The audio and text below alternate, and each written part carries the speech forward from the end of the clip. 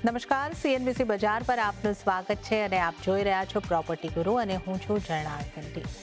તો પ્રોપર્ટી ગુરુના આ ખાસ એપિસોડની અંદર આપણે જે વાત કરવાના છે કે મહારાષ્ટ્રમાં જે એન્વાયરમેન્ટને લઈને લગતી પરમિશન્સ છે એ લેવામાં જે ખાસી અડચણો આવતી હતી એને માટે એમસીએચઆઈ ક્રેડાઈ દ્વારા ખાસ એક લીગલ ફાઇટ કરવામાં આવી અને હવે એના શું પરિણામ મળ્યા છે, એનાથી કઈ રીતે આગળનો જે માર્ગ છે એ ખુલતો દેખાઈ રહ્યો છે, નવા ડેવલપમેન્ટ ઝડપી થઈ શકે છે, આ તમામ અંગેની આજે આપણે ચર્ચા કરીશું.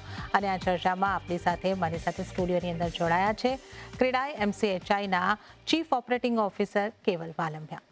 કેવલજી, સ્વાગત છે આપનું સીએનબીસી બજાર પર અને આ ખાસ શોની અંદર. આ ઘણી જ મહત્વની બાબત છે અને જે આપણે અહીંયા આગળથી વાત કરી કે ક્રેડાઈ એમસીએચઆઈ એક લીગલ એક્શન જે લીધી એને કારણે આપણે લગભગ 493 કરતાં વધારે પ્રોજેક્ટ જે અટકેલા હતા એ આગળ વધવાનો માર્ગ અહીંયા આગળથી ખુલ્લો બનતો દેખાઈ રહ્યો છે. તો સૌથી પહેલાં તો અમારા દર્શકોને એ સમજાવો કે આ આખો મામલો શું છે અને ક્રેડાઈ એમસીએચઆઈએ કઈ રીતે લડત આપી. બિલકુલ ઝરનાબેન, થેન્ક યુ વેરી મચ મને આ પ્રશ્ન પૂછવા બદલ. અત્યારે જે પરિસ્થિતિ છે એ સમજાવવા માટે થઈને હું થોડો પાછળ જઈશ કે આપણે આપણા દર્શકોને એ સમજાવીએ કે પહેલાં શું થતું હતું. તો કોઈ પણ પ્રોજેક્ટ જે 20,000 સ્ક્વેર મીટરથી વધારેનો હોય તો એમને આપણા જે રાજ્ય સરકારના જે પરિબળો છે એ મુજબ કે એમણે state environmental impact assessment authority, જે સ્ટેટ લેવલની એક સંસ્થા છે જે under ministry of environment and forest કામ કરે છે, એમની પાસે એમણે અપ્રુવલ લેવા જવાનું હોય, જેમાં એ સંસ્થા એ જોવે કે ભાઈ એન્વાયરમેન્ટ ઉપર આ પ્રોજેક્ટનો ઇમ્પેક્ટ શું હશે અને આપણે એને કેવી રીતે મિનિમમ કરી શકીએ અથવા ઓછો કરી શકીએ. હવે આ પ્રોસેસ ઘણા વર્ષોથી ચાલી આવી છે. એનજીટી ભોપાલ એક ટ્રિબ્યુનલ છે ભોપાલનું અને એમની પાસે એક કેસ હતો અને એ કેસના સંદર્ભમાં એમણે એક ઓર્ડર બહાર પાડ્યો કે કોઈ પણ રાજ્યમાં 20,000 સ્ક્વેર મીટરથી વધારેનો જો પ્રોજેક્ટ હોય તો એમણે સ્ટેટ અને સેન્ટર એટલે દિલ્હી બંને જગ્યાએ મિનિસ્ટ્રી ઓફ એન્વાયરમેન્ટ એન્ડ ફોરેસ્ટમાં અપ્રુવલ લેવાની અને એ પછી જ તમને કમેન્સમેન્ટ સર્ટિફિકેટ એટલે કે સીસી જે કહેવાય એ એમને મળી શકે અથવા એમના માટે એપ્લાય કરી શકે. હવે આ વસ્તુમાં કોઈ પ્રોબ્લેમ હતો નહીં. પહેલાં આપણે એક સ્ટેટ લેવલની કમિટી હતી અને એનજીટી ભોપાલના ઓર્ડર મુજબ આપણે દિલ્હીમાં પણ જવાનું હતું અને બંને જગ્યાએથી અપ્રુવલ લેવાના હતા, જે શક્ય હતું. થોડુંક ટાઈમ કન્ઝ્યુમિંગ હતું, સમય વધારે લાગી શકે એમ હતો પણ હતું. જ્યારે આ ઓર્ડરની સામે સેન્ટ્રલ ગવર્મેન્ટનો એવો જવાબ આવ્યો કે એમની પાસે બેન્ડવિથ અથવા એ કાર્યક્ષમતા નથી કે આખા દેશના 20,000 સ્ક્વેર મીટરથી વધારેના પ્રોજેક્ટ્સને એ ચકાસી શકે. એટલે એમણે એવું કહ્યું એ જમાનામાં 2024 ઓગસ્ટની પછી કે ભાઈ અમે આ અહીંયા સેન્ટ્રલ લેવલ ઉપર નહીં કરીએ, તમે સ્ટેટ લેવલ ઉપર જ કરો. હવે આ એનજીટી ભોપાલના ઓર્ડરને ધ્યાનમાં રાખીને મહારાષ્ટ્ર સરકારે 20,000 સ્ક્વેર મીટરથી વધારેના પ્રોજેક્ટ્સની સુનાવણી ઉપર હોલ્ડ લગાડી દીધો, ટેમ્પરરી હોલ્ડ લગાડી દીધો કે એમની સુનાવણી નહીં થાય જ્યાં સુધી આ મડાગાંઠ ઉકળશે નહીં ત્યાં સુધી. આનાથી શું થયું કે જે મોટા પ્રોજેક્ટ્સ હોય 20,000 સ્ક્વેર મીટરથી વધારેના, જે મોટા ભાગે અફોર્ડેબલ અથવા મિડ ઇન્કમ ટાઉનશીપ પ્રોજેક્ટ્સ હોય, એમને અપ્રુવલ મળવાના બંધ થઈ ગયા. અને આવા આખા મહારાષ્ટ્રભરમાં 700થી વધારે પ્રોજેક્ટ હતા અને ખાલી પુણે અને મુંબઈ મેટ્રોપોલિટન રિજનને ભેગા કરીએ તો એમાં 493 પ્રોજેક્ટ જે આંકડો તમે આપ્યો એ હતો. હવે આ પ્રોજેક્ટ્સને અપ્રુવલ ન મળવાથી આખી એક ઇકોસિસ્ટમ અટકી ગઈ. જી રાઈટ. એટલા માટે થઈને ક્રેડાઈ એમસીએચઆઈએ સુપ્રીમ કોર્ટમાં એક ગુહાર લગાવી કે તમે સ્ટેટમાં કરો અપ્રુવલ્સ, તમે સેન્ટરમાં કરો કે તમે બંને જગ્યાએ કરો, પણ આ એટલીસ્ટ અપ્રુવલ્સ આપણે ચાલુ રાખીએ એટલે આ જે હાઉસિંગ સપ્લાય જે છે એ અટકી ન જાય. કારણ કે ટાઉનશીપ પ્રોજેક્ટ્સ એટલે તમે સમજી શકો છો કે એક પ્રોજેક્ટમાં મિનિમમ 2,000 થી 3,000 ઘર હોય મિનિમમ, અને એનાથી વધારે પણ હોઈ શકે છે. એટલે ઘણો બધો હાઉસિંગ સ્ટોક અટકી ગયો હતો. So ultimately a long story short, એક વર્ષના અંત સુધીમાં હમણાં સુપ્રીમ કોર્ટે એ જાહેર કર્યું કે સ્ટેટ લેવલની જે કમિટીઝ છે, સિયા કમિટીઝ એને કહેવાય, એ કેપેબલ છે અને એમણે સ્ટેટ લેવલ ઉપર જ આ હિયરિંગ કરવું જોઈએ અને એમણે સેન્ટર ઉપર આવવાની જરૂર નથી. આ એક ચુકાદાથી, જો કે એનો ઓર્ડર હજી અવેઇટેડ છે, હજી 4 દિવસ પહેલાં જ આ સુપ્રીમ કોર્ટનું ઓર્ડર હજી ડિક્લેર એટલે એમણે પ્રિસ્ક્રાઇબ કર્યો છે, ઓર્ડર પબ્લિશ થવાનો બાકી છે. એટલે આનાથી સૌથી મોટી વાત એ થશે કે આપણે જે ચાલતું હતું અત્યાર સુધીમાં કે જે સ્ટેટ લેવલ ઉપર જ તમને પર્યાવરણલક્ષી મંજૂરીઓ મળતી હતી અને એના પછી જ તમે સીસીમાં જઈ શકતા હતા, એ વસ્તુ ફરીથી સ્ટાર્ટ થશે. અને એક બહોળા પ્રોજેક્ટ વર્ગને અને ઘણા બધા એવા મિડ ઇન્કમ હાઉસિંગ હોમ બાયર્સને આનો ફાયદો મળશે, કારણ કે એનું નુકસાન એ હતું કે જો સપ્લાય નહીં આવત તો ઘરોના ભાવ વધી જતા હતા અને ડિમાન્ડ એ આપણી દિન બદિન વધી રહી છે, તેની સામે સપ્લાય નહોતી આવી રહી. અને અત્યારે આ ભાવો સ્થિર રહેવામાં આ ઓર્ડરથી અમને બધાને લાભ થશે, હોમ બાયર્સને લાભ થશે. એ જ મારો આગળનો પ્રશ્ન હતો કે આ આખી પ્રક્રિયા તમે ખૂબ સરસ રીતે સમજાવી કે બંને જગ્યાએથી અપ્રુવલ મળવાના જ બંધ થઈ ગયા હતા અને એક આપણે કહીએ કે સ્ટેન્ડસ્ટીલ પોઝિશનમાં આપણે આવી ગયા હતા કે અહીંયાથી પણ નહીં, ત્યાંથી પણ નહીં, સેન્ટ્રલથી નહીં. હવે આપણને એક સેન્ટ્રલ ગવર્મેન્ટ આ મંજૂરીઓ આપશે, સ્ટેટ ગવર્મેન્ટ સ્ટેટ ગવર્મેન્ટ આ મંજૂરીઓ આપશે, એની એક ક્લેરિટી મળી રહી છે અને હવે આ ઓર્ડર આવી જશે. પણ એ જ જે આપ કહી રહ્યા હતા કે હાઉસિંગ, આ જે અપડેટ આવી છે એનાથી હાઉસિંગ માર્કેટને અને હોમ બાયર્સને કેટલા લાભ, શું લાભ થશે? બિલકુલ, બહુ સરસ પ્રશ્ન છે બેન. સ્પેશિયલી એમના માટે જે મિડ ઇન્કમ ક્ષેત્રમાં ઘર લેવાનું વિચારી રહ્યા છે. તો એ દર્શકોને હું જણાવી દઉં કે આપ જે સ્ટેન્ડ સ્ટીલ, તમે જે શબ્દ યુઝ કર્યો એ બહુ સરસ શબ્દ છે. એના લીધે શું થયું કે આગળના ભવિષ્યમાં, નજીકના ભવિષ્યમાં ઘરોની સપ્લાય ઉપર અસર પડવા માંડી હતી. રાઈટ, આ બધા મોટા પ્રોજેક્ટ્સમાં જ્યાં 2 થી 3 હજાર મિનિમમ યુનિટ્સ હોય, એ જો બજારમાં આવતા જ બંધ થઈ જાય તો જે એક્ઝિસ્ટિંગ યુનિટ્સ છે એમનો ભાવ વધવાની શક્યતા હતી. અને ભાવ વધવાના લીધે જે અફોર્ડેબિલિટી ઇન્ડેક્સ હોય, માણસને પરવડે એવું ઘર લેવાની જે આપણે વાત કરતા હોઈએ છીએ, એની ઉપર એક બહુ મોટી અસર જોવા મળવાની હતી અને ઘરોની કિંમતમાં વધારો શક્ય હતો. એટલે with the blessings of almighty આ સુપ્રીમ કોર્ટ, ઓનરેબલ સુપ્રીમ કોર્ટે એક સરસ મજાનો ઓર્ડર પાસ કર્યો છે અને એના લીધે થઈને આજે ઘરોની સપ્લાય અટકી ગઈ હતી એ ફરીથી માર્કેટમાં આવતા 2-3 મહિનામાં આવવાનું શરૂ થઈ જશે, જેનાથી ઘરની કિંમતો સ્થિર રહેશે. અને એ સૌથી મોટો ફાયદો આપણા જે ઘર ખરીદનાર વર્ગ જે છે, આપણા સિટીઝન્સને, એમને થવાનો છે. અને હવે જ્યારે આજે આપ અમારી સાથે સ્ટુડિયોમાં આવ્યા છે તો ખાસ રિયલ એસ્ટેટને લગતી ઘણી ચર્ચાઓ કરવાની છે. પણ આપણે જે રીતે થોડા સમય પહેલાં એક મહત્વકાંક્ષી હાઉસિંગ પોલિસી મહારાષ્ટ્રને માટે આવતી જોવા મળી કે જેની અંદર બહુ જ સરસ અને એક મહત્વકાંક્ષી યોજના જેને કહી શકીએ, 2030 સુધીમાં 35 લાખ અફોર્ડેબલ હોમ્સ બનાવવાની વાત કહી હતી. તો આ જે અનાઉન્સમેન્ટ છે, 70,000 કરોડના ફંડની પણ અહીંયા આગળથી વાત હતી. કઈ રીતની અપડેટ છે આ હાઉસિંગ પોલિસીને લઈને, કઈ રીતે આગળ વધી રહ્યા છે? ઝરનાબેન, હું તમને અને તમારા દર્શકોને કહું તો આને ખૂબ સરસ રીતે અગર રજૂ કરવું હોય તો આને એક ક્રાંતિકારી યોજના કહી શકાય, જ્યાં સુધી હાઉસિંગ એક બહુ મહત્ત્વનું આપણી સોસાયટીનું એક એસ્પેક્ટ છે એના માટે થઈને. આ હાઉસિંગ પોલિસીની જરૂરિયાત હતી. ક્રેડાઈ MCHI પણ એક કમિટીનો ભાગ હતા આમાં અને છેલ્લા 3 વર્ષથી આની ઉપર કામ ચાલી રહ્યું હતું. અને મને બહુ ખુશી છે કે આ સરકારે તાજેતરમાં જ એને બહાર પાડી છે, ફાઇનલ નોટિફિકેશન રજૂ કર્યું છે. 35 લાખ ઘર, બહુ મોટી એક રકમ આપણને દેખાઈ રહી છે, એક નંબર દેખાઈ રહ્યો છે આપણને, અને જે મહારાષ્ટ્રને ઇકોનોમિક ગતિમાં લઈ આવવા માટે થઈને આપણે જે $1 ટ્રિલિયન ઇકોનોમીની જે વાત કરીએ છીએ એમાં એક બહુ મહત્ત્વનું પરિબળ છે હાઉસિંગ. સો સરકારની આ પોલિસી મુજબ 2030 સુધીમાં 35 લાખ અફોર્ડેબલ અને મિડ સેગમેન્ટ હાઉસિંગનું કન્સ્ટ્રક્ટ કરવાની યોજના છે. એના માટે એક પિક્ચર, એક આખું યોજના એ લોકોએ બનાવી છે એમાં, અને કેવી રીતે બનાવશે એની આખી સવિસ્તર માહિતી હાઉસિંગ પોલિસીમાં 2025માં એ લોકોએ બતાવી છે. આ 35 લાખ ઘરોમાંથી 50% ઘર, એટલે 17 લાખની આજુબાજુના ઘર ફક્ત મુંબઈ મેટ્રોપોલિટન રિજન અને પુણેમાં બનશે, કારણ કે એ મેટ્રો સિટીઝ છે અને ત્યાં સૌથી વધારે લોકોની ડિમાન્ડ રહે છે ઘરની. એટલા માટે 35 લાખમાંથી 50% ઘર ફક્ત MMR અને પુણેમાં બનવાના છે. અને એના માટે થઈને 70,000 કરોડની એક રકમનું પ્રાવધાન કરવામાં આવ્યું છે, જે રકમ ઇન્ફ્રાસ્ટ્રક્ચર ડેવલપમેન્ટ, અલગ અલગ સબસિડી સ્કીમ્સ માટે અથવા એ જે હાઉસિંગ માટે જે પબ્લિક પ્રાઇવેટ પાર્ટનરશિપ કરવી પડશે ગવર્મેન્ટને રિયલ એસ્ટેટ ડેવલપર સાથે, એના માટે ફાળવવામાં આવી છે.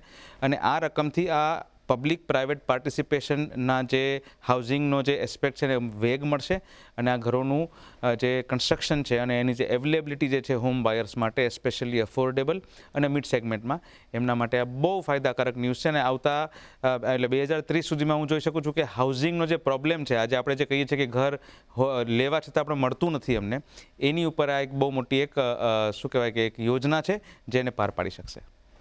ઓકે, તો આવનારા 5 વર્ષ 2030 સુધીમાં આ મિડ અને જે આપણે જે રીતે વાત કરી કે એક અફોર્ડેબલ હોમ્સને માટે આ ખૂબ જ મહત્વાકાંક્ષી યોજના છે, ખૂબ જ સારી યોજના છે અને આને આપણે રિઝલ્ટ્સ પણ આવતા જોઈ શકીશું.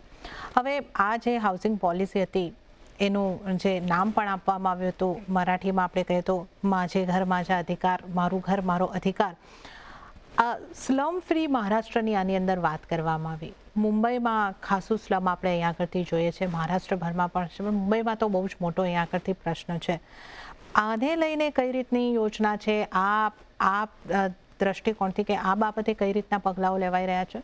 જી, ખાલી હું મુંબઈ સિટીની વાત કરું તો મુંબઈ સિટીમાં આજે 51% વસ્તી એટલે અડધ વસ્તી આજે સ્લમ્સમાં રહી છે. જી. અને સરકારનું લક્ષ્ય છે કે આ સ્લમ ફ્રી કરીએ, કારણ કે સ્લમ્સ જે છે, સ્લમ્સ આપણે કોને કહીએ કે જે શું કહેવાય જેને કે ભાઈ કબજો કરીને કોઈ ઓપન જગ્યા, ચાહે એ પ્રાઇવેટ હોય અથવા ગવર્મેન્ટની હોય, એની ઉપર કાચા ઊભા કરેલા મકાન, જેને આપણે ઝૂંપડા કહીએ છીએ ગુજરાતીમાં, તળપદી ભાષામાં, એને સ્લમ્સની ડેફિનેશન છે. આ દૂર કરીને એમને પાક્કા મકાન આપવાની સરકારની યોજના છે અને એ બહુ સરસ યોજના છે. અને એના માટે થઈને ઓલરેડી કામ શરૂ થઈ ગયું હતું 2025ની હાઉસિંગ પોલિસી આવતા પહેલાં, અને આમાંથી 2.5 લાખ ઘરનું નિર્માણ ઓલરેડી થઈ ગયું છે. આના માટે થઈને MHADA, Maharashtra housing area development authority, અને SRA, સ્લમ રીડેવલપમેન્ટ ઓથોરિટી, આ 2 કાર્યક્ષમ એજન્સીઓ છે જે આજે પૂરજોશથી કામ કરી રહી છે. ઇનફેક્ટ મુખ્યમંત્રીશ્રીએ એમને 100 દિવસના ટાર્ગેટ આપેલા છે કે આવતા 100 દિવસમાં એમણે શું અચીવ કરવાનું છે, કેટલા ઘરોની મંજૂરી આપવાની છે, કેટલા સ્લમ્સ ક્લિયર કરવાના છે. તો બહુ પૂરજોશથી આગળ વધી રહ્યું છે અને મને લાગે છે કે 2029 સુધીમાં જે સ્લમ ફ્રી યોજના કરવાની જે એમની જે સરકારની જે ઈચ્છા છે એની ઉપર એક કાર્યબદ્ધ યોજનાની જેમ કામ થઈ રહ્યું છે. અને SRA અને મહાડા જેવી કાર્યક્ષમ એજન્સીઓ, એમને એક સરસ લીડર આપવામાં આવ્યા છે. મહાડામાં શ્રી સંજીવ જયસ્વાલ લીડ કરી રહ્યા છે અને એ રેન્ટલ હાઉસિંગ, મહાડા હાઉસિંગને બહુ જોરશોરથી આગળ વધારી રહ્યા છે. It is all under this policy, Majhe Ghar Majhe અધિકાર, એટલે મારું ઘર મારો અધિકાર. સરકારની એવી ઈચ્છા છે કે દરેક માણસનું, દરેક ફેમિલીનું પોતાનું એક ઘર હોવું જ જોઈએ અને ઝૂંપડા કરતાં વધારે સારી રીતે એ પાકા ઘરમાં રહી શકે એવી એમની યોજના છે. મહત્વાકાંક્ષી યોજના છે. એમાં ડિફિકલ્ટીઝ પણ ઘણી બધી આવે પણ છે ને આવી પણ શકશે, અને લીગલ ઇસ્યુઝ પણ ઘણા બધા છે. પણ જો આ કાર્યબદ્ધ રીતે, જે કાર્યક્ષમ રીતે જે સરકાર આજે કામ કરી રહી છે, તો મને નથી લાગતું કે આ એક અતિ મહત્વાકાંક્ષા પગલું છે કે મુંબઈને અને મહારાષ્ટ્રને સ્લમ ફ્રી કરવું. સો મને એવું લાગે છે કે આપણે બધાએ, આપણા દર્શકોએ અને આપણે પણ આપણી પોતાની જવાબદારીઓને અનુરૂપ સરકારને આમાં યોગ્ય રીતે સાથ આપવો જ જોઈએ. ચોક્કસપણે. તો આ એક તબક્કાવાર રીતે આની અંદર આગળ વધતા આપણને દેખાઈ રહ્યા છે, અને જે રીતે વાત કરી કે 100 દિવસના ટાર્ગેટ આપવામાં આવ્યા છે, એના ઉપર કેટલું કામ થયું છે એનો એક ફીડબેક પણ લેવામાં આવતો હોય છે. તો ચોક્કસપણે આ તરફ આપણે ચોક્કસપણે આગળ વધી રહ્યા છે અને દરેકને પોતાનું ઘર હોય એને માટે કામકાજ આગળ વધતું દેખાઈ રહ્યું છે. હવે આ ઉપરાંત જે એક વાત હતી 20,000 કરોડના એક હાઉસિંગ ફંડની, આ શું છે અને આ ફંડ ક્યાં ઉપયોગમાં લેવામાં આવશે? આપણે, તમને યાદ હોય ઝરનાબેન, તો એક સ્વામી ફંડની આપણે એક વખત વન ઓફ ધ એપિસોડ્સમાં આપણે વાત કરી હતી, જે સેન્ટ્રલ ગવર્મેન્ટની એક સ્કીમ હતી કે જે સ્ટોલ્ડ પ્રોજેક્ટ્સ હોય, કે કોઈ પ્રોજેક્ટ, બાંધકામનો કોઈ પ્રોજેક્ટ ચાલુ હોય અને અચાનક ફાઇનાન્શિયલ કારણોથી અટકી ગયો હોય અને લોકોએ જેમાં ઇન્વેસ્ટ કર્યું હોય ને એમને એમના ઘરની સમયસર ડિલિવરી ન મળતી હોય, એમને સ્વામી ફંડ દ્વારા એક સપ્લાય આપવામાં આવતી હતી, financial supply, under strict audit reservations, અને એ પ્રોજેક્ટને પૂર્ણ કરવામાં આવતો હતો. એ જ લાઇન ઉપર, એ જ કોન્સેપ્ટ ઉપર મહારાષ્ટ્ર ગવર્મેન્ટે આ યોજના શરૂ કરી છે, જેમાં 20,000 કરોડ રૂપિયાનું ફંડિંગ સ્ટોલ્ડ પ્રોજેક્ટને as a last mile funding, જેને એકાઉન્ટિંગની ભાષામાં કહેવાય, એના માટે થઈને યુઝ થવાનું છે. કે જ્યાં કોઈ પ્રોજેક્ટ અટકી ગયો હોય અથવા બંધ પડ્યો હોય ફાઇનાન્શિયલ કારણોથી, તો એમને સપોર્ટ આપવામાં આવશે. અને આ બહુ સરસ યોજના છે અને આના આપણે સ્વામી ફંડમાં પણ આપણે બહુ સારા આના રિઝલ્ટ્સ જોઈ ચૂક્યા છીએ, અને એવા જ રિઝલ્ટ સ્ટેટ લેવલ ઉપર પણ આ મને જોવા મળશે, એમાં મને કોઈ શંકા નથી. ક્રેડા MCHIનું ફક્ત એક પ્રાર્થના છે સરકારને કે આને રિવર્સ ફંડિંગ મેકેનિઝમ તરીકે યુઝ કરે. એનો મતલબ એવો થાય કે ભાઈ એક પ્રોજેક્ટમાં સરકાર પૈસા એમાં નાખે છે અને જ્યારે એના રિટર્ન્સ પાછા મળે છે, કારણ કે લોકો પાસેથી પૈસા પણ લેવાના હોય છે ઘરના, તો એ જ્યારે પાછા મળે છે તો ત્યારે પોતાનું રોકાણ પાછું લઈ અને એ બીજા પ્રોજેક્ટમાં જો આપણે નાખી શકીએ અને એ કન્ટિન્યુ કરી શકીએ 2030 સુધીમાં, તો મને એવું લાગે છે કે 6 લાખ કરોડ સુધીના પ્રોજેક્ટ્સમાં જે અટકેલા છે એને આપણે પુશ કરી શકશું અને વધારે ને વધારે હાઉસિંગ યુનિટ્સ આપણે અવેલેબલ કરાવી શકશું. સો યોજના બહુ સરસ છે, પણ એનું જે ઇમ્પ્લિમેન્ટેશન છે એ બહુ શું કહેવાય ચોકસાઈ માંગી લેશે, અને ઓડિટિંગ રિઝર્વેશન્સ સાથે જો આને કામ કરવામાં આવે તો આ બહુ સફળ સ્કીમ થઈ શકે છે. ઓકે, તો એક સરસ યોજના છે અને એનું ઇમ્પ્લિમેન્ટેશન જે છે, અમલવારી જે છે એ થોડુંક ધ્યાન માંગી લે છે, અને ક્રીડા MCHIનું જે એક સૂચન છે એના ઉપર ધ્યાન આપવામાં આવે તો આ એક કરતાં વધારે પ્રોજેક્ટ્સને અહીંયા આગળથી આવરી શકે છે, અને સતત એક પછી એક પ્રોજેક્ટને અહીંયા આગળથી અટકેલા જે પ્રોજેક્ટ છે એને રાહત મળતી દેખાઈ શકે છે. વધુ એક જે મુદ્દો હતો આની અંદર કે જે લેન્ડ બેંક બનાવવાનો એક મુદ્દો હતો, સરકારી લેન્ડની વાત છે લગભગ. આ કઈ રીતનો મુદ્દો છે અને કઈ રીતે આ લેન્ડને એટલે હાઉસિંગ માટે કઈ રીતે આનો ઉપયોગ કરવાની વાત છે? ઝરનાબેન, સરકાર પાસે કરીબ 1.1 લાખ એકર જમીન પડી છે જે હજી ડેવલપેબલ છે. હું તમને એક એક્ઝામ્પલ આપું કે JNPT, જેને કહેવાય છે જવાહરલાલ નહેરુ પોર્ટ ટ્રસ્ટ, જે મુંબઈનું એક બહુ મહત્ત્વનું બંદર છે અને જ્યાંથી ઘણી બધી કાર્ગોઝની આવજા થઈ રહી છે ઇન્ટરનેશનલ અને નેશનલ લેવલ ઉપર, તો એ લોજિસ્ટિક્સનું એક બહુ મોટું હબ છે. એમની પાસે પણ ઘણી સારી એવી જમીન છે જે આજની તારીખમાં ફાજલ પડી છે, અને સરકારની પોતાની લિમિટેશન્સ હોય, સરકારની પોતાની ઇમ્પ્લિમેન્ટિંગ કેપેસિટીની લિમિટેશન્સ હોય, તો આ જે જમીન જે એમની પાસે ફાજલ પડી છે એમને જો પબ્લિક પ્રાઇવેટ પાર્ટનરશિપ દ્વારા પ્રાઇવેટ ડેવલપર સાથે મળીને વિકસાવવામાં આવે તો એનું આપણે રૂપાંતર કરી શકીએ છીએ ખાલી લેન્ડનું ડેવલપ્ડ લેન્ડમાં. એનું એક બહુ સરસ એક્ઝામ્પલ ગ્લોબલી તમને હું કહું તો કેનેરી વોફ કરીને લંડનમાં એક જગ્યા છે જે પહેલાં ખરાબાની જમીન તરીકે જાણીતી હતી. તો સરકારે એ જમીન ટેન્ડર ઉપર પબ્લિક પ્રાઇવેટ પાર્ટનરશિપ સાથે બીજા ડેવલપર્સને આપ્યું, પ્રાઇવેટ ડેવલપર્સને, અને આજે કેનેરી વોફ જે છે એ આખા વિશ્વનું ફાઇનાન્શિયલ હબ બની ગયું છે. સો એવી જ કેપેસિટી આપણે BKC જેવા ઘણા બધા મોડલ્સ MMR ભરમાં આપણે ડેવલપ કરી શકીએ છીએ. આજે સરકારી ફાજલ જમીન પડી છે એમને પબ્લિક પ્રાઇવેટ પાર્ટનરશિપમાં લઈ આવી અને પાર્ટનરશિપમાં એને ડેવલપ કરીએ તો હાઉસિંગ સ્ટોક, કમર્શિયલ્સ, આજે તમે જુઓ તો સ્ટાર્ટઅપ્સ જે છે જે સક્સેસફુલ થાય છે મહારાષ્ટ્રમાં, એ જ્યારે મોટા થાય તો એમને રિયલ એસ્ટેટ ના રૂપમાં ઓફિસની જરૂર હોય છે, પણ એમની પાસે એટલું ફંડિંગ નથી હોતું કે મુંબઈ જેવા શહેરમાં એ ઓફિસ લઈ શકે. તો જો આ સ્ટોક વધશે કમર્શિયલ અને હાઉસિંગનો, તો એ કિંમતો પણ સ્થિર થશે અથવા નીચે આવશે, અને એના લીધે આવું ઘણું બધું ઇકોનોમિકલ પુશ પણ આપણને મળી શકે છે મહારાષ્ટ્ર રાજ્યને, અને જેનાથી મહારાષ્ટ્રની જે 1 ટ્રિલિયન ઇકોનોમીની જે ઈચ્છા છે એ પૂરું કરવામાં એક બહુ મહત્ત્વની સ્કીમ છે. અને અગેઇન એનું ઇમ્પ્લિમેન્ટેશન સરસ કરશે તો આઈ થિંક ઘણી બધી જમીન ફાજલ છે જેને આપણે ડેવલપ્ડ જમીનમાં રૂપાંતર કરીને એમાં ઘર, ઓફિસીસ અને ફેક્ટરીઝ બનાવી શકીશું. ઓકે, તો ન માત્ર હાઉસિંગ પરંતુ આ લેન્ડ બેંકનો જે કોન્સેપ્ટ છે એની અમલવારી કરવામાં આવે તો તમારી ઓફિસીસ, કમર્શિયલની સપ્લાય પણ અહીંયા આગળથી વધતી દેખાઈ શકે છે, એને માટે પણ એક લેન્ડ અવેલેબલ થઈ શકે છે. તો આ પણ એક ખૂબ જ મહત્ત્વની વાત છે. અને આ ઉપરાંત હવે 2-3 મુદ્દાઓ એક સાથે અહીંયા આગળ આવરી લઉં છું. આ પોલિસીની અંદર senior housing, student housing, gig worker માટેના હાઉસિંગ, આવા જે આપણે કહીએ કે જેને ઘરની રહેવાસની નાના જે આપણે સબ સેગમેન્ટ કહીએ એમના ઉપર પણ ફોકસ કરવામાં આવ્યું છે. આ મુદ્દે કઈ રીતે કામ ચાલી રહ્યા છે કે કઈ રીતની યોજના છે? સરકારની આ એક બહુ જ કર્મઠ નીતિ છે કે હું તમને એક્ઝામ્પલ આપું તો ફક્ત પૂના સિટીમાં 2,500 કરોડનું ફક્ત સ્ટુડન્ટ હાઉસિંગનું માર્કેટ છે. એટલે આજે જ્યારે કોઈ સ્ટુડન્ટ્સને તમે ઘર ભાડે આપતા હોય અથવા તમે હોસ્ટેલ ચલાવતા હોય તો એ જ ઇકોનોમી, એને ઇન્ફોર્મલ ઇકોનોમી અત્યારે કહેવાય છે, જે 2,500 કરોડનું માર્કેટ ફક્ત પૂના શહેરમાં છે. તો આ વિસ્તારને સ્ટ્રક્ચર, આ જે એસ્પેક્ટ જે છે એને સ્ટ્રક્ચર્ડ એસ્પેક્ટ તરીકે લઈ આવવાનો મહારાષ્ટ્ર સરકારનો વિચાર છે, અને સ્ટુડન્ટ હાઉસિંગ તરીકે એ ઘણી બધી સ્કીમ્સ લઈને આવ્યા છે આમાં, કે જો કોઈ ડેવલપર અથવા કોઈ લેન્ડ ઓનર પોતાના લેન્ડ પાર્સલમાં જો સ્ટુડન્ટ હાઉસિંગનું જો એક જરૂરિયાત પૂરી પાડે તો એમને અમુક ઇન્સેન્ટિવ્સ છે. એનાથી શું થાય કે સ્ટુડન્ટ હાઉસિંગને પણ વધારો મળે. આજે કોઈ સામાન્ય શહેરમાંથી અથવા કોઈ નાના શહેરમાંથી, ફોર એક્ઝામ્પલ નંદુરબાર છે કે અમલનેર છે, એવા શહેરમાંથી કોઈ સ્ટુડન્ટ આજે ભણવા માટે મુંબઈ અથવા પૂના અથવા નાગપુર જેવા શહેરોમાં જાય તો એમને જે ભાડા હોય છે એ પોસાતા નથી. તો સરકારની એવી ઈચ્છા છે કે સ્ટુડન્ટ હાઉસિંગના અંડરમાં આવી રીતે પ્રાઇવેટ ડેવલપર્સ પાસેથી સ્ટુડન્ટ હાઉસિંગ ડેવલપ કરાવી અને એમને એક ટોકન દરે સ્ટુડન્ટ્સને આપવાની એમની ઈચ્છા છે, જે બહુ સરસ યોજના છે, અને એ રીતે ઘણા મોટા માર્કેટને પણ લોકો ટેપ કરી શકશે. નંબર 1. એવી જ રીતે સિનિયર લિવિંગ્સ, જે સિનિયર લિવિંગ આજે ઇન્ડિયામાં અને સ્પેશિયલી મહારાષ્ટ્રમાં એક ખૂબ જ ઉભરતું બજાર છે. જે લોકો આજે જે કોર્પોરેટ્સમાં જે કામ કરે છે, યુવાન છે આજે પ્લાન કરી રહ્યા છે કે હું જ્યારે 60 વર્ષથી ઉપરનો થઈશ ત્યારે હું નેરલ અથવા કરજત અથવા બીજા કોઈ એવા સારા એવા જગ્યામાં હું સારી રીતે રહી શકું એવું પ્લાનિંગ કરું. તો એ સિનિયર લિવિંગનું બજાર આજે પણ ઉભરતું બજાર છે અને ઘણા બધા ડેવલપર્સ એમાં ઓલરેડી આવી ચૂક્યા છે. તો એને પણ ઇન્સેન્ટિવાઇઝ કરવાની સરકારની યોજના છે કે જો તમે સિનિયર લિવિંગ કોમ્પોનન્ટ તમારા લેન્ડ પાર્સલમાં ડેવલપ કરો તો અમે તમને અમુક ઇન્સેન્ટિવ આપીશું. એટલે આ બહુ સરસ યોજનાઓ છે જે ભવિષ્યમાં આપણા જ સિટીઝન્સને ખૂબ જ કામમાં આવવાની છે.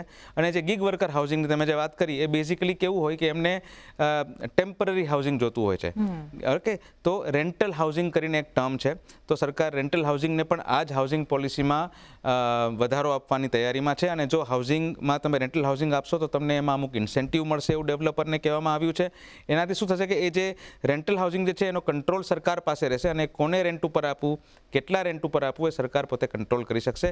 એનાથી ઘરના ભાડાઓમાં પણ સુધારો જોવા મળશે. સો ક્રાંતિકારી યોજનાઓ છે અને આપણે ઈચ્છીએ કે સરકાર એને સરસ રીતે ઇમ્પ્લિમેન્ટ કરે અને આપણા સિટીઝન્સને ફાયદાકારક થાય. ચોક્કસ રીતે તો આ એક ક્રાંતિકારી યોજનાઓ અને ખરા અર્થમાં આનો જે ઉદ્દેશ્ય છે એ દરેકને ઘર મળે, મારું ઘર મારો અધિકાર, એ તરફનો એક દ્રષ્ટિકોણ ચોક્કસપણે બની રહ્યો છે અને હવે આની ઉપર કામકાજ કરવાની પણ શરૂઆત તો ચોક્કસપણે થઈ ચૂકી છે. ત્યારે જ કેવલભાઈ, આપનો ખૂબ ખૂબ આભાર. આપ અમારી સાથે જોડાયા, શોની અંદર આ તમામ ચર્ચા કરી. આપનો ખૂબ ખૂબ આભાર. ધન્યવાદ સટાબેન. તો પ્રોપર્ટી ગુરુના આ એપિસોડમાં તો હાલ પૂરતું આટલું જ, પણ આપની પાસેથી રજા લો એ પહેલાં ફરીથી એક વખત આપને યાદ કરાવી દઉં કે આપના ઘરની ખરીદ વેચાણ કે પછી કોઈ કાયદાકીય પ્રશ્ન હોય, પ્રોપર્ટીને લગતા કોઈ પણ સવાલ હોય, આપ અમને લખી મોકલાવો. અમારું ઈમેલ એડ્રેસ છે propertyguru@nw18.com. તો આ સાથે જ પ્રોપર્ટી ગુરુની આ રજૂઆતમાં હાલ મને આપશો રજા. આપ જોતા રહો CNBC બજાર. નમસ્કાર.